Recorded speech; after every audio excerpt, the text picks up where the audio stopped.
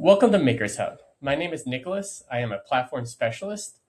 And did you know that MakersHub has the option consolidate line items upon syncing?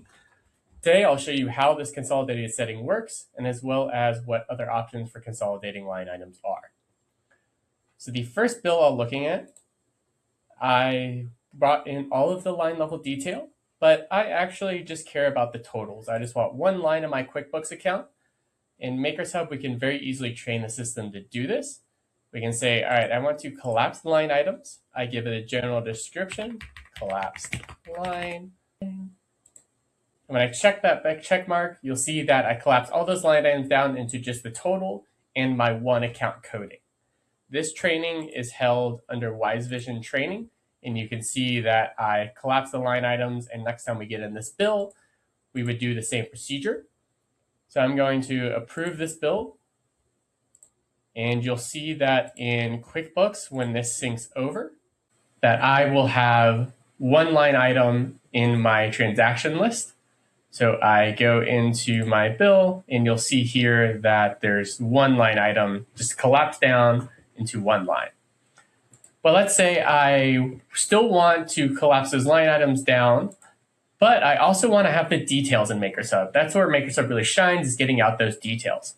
So in another bill I work through, you can see here I have all my line items coded. I have some to job expenses and some to job expenses, decks, and patios, and as well as the taxes and licenses. Now, I don't want all these individual lines in my QuickBooks, but it's nice to have them extracted here in MakersHub. Now, there is a setting under your name in the upper right-hand corner, Bill Settings, under Data Processing, called Consolidated Bill Sync Items.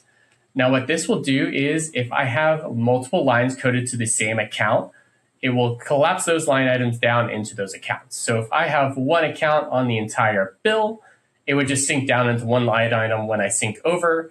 And as you'll see here, on the bill I used earlier, you saw I had those three different accounts. Now, if I go and view this bill I synced over earlier, I have all those job materials for deck and taxes, all of those collapsed down into those three different accounts. So again, looking at the bill, you'll see here that I have multiple job expenses, but they all collapse down into one line, making it a little bit neater in QuickBooks to have those accounts under one line, but also I still get those details in MakersHub. It's a nice little trick and can really expand your data processing. If you have any questions, please let us know.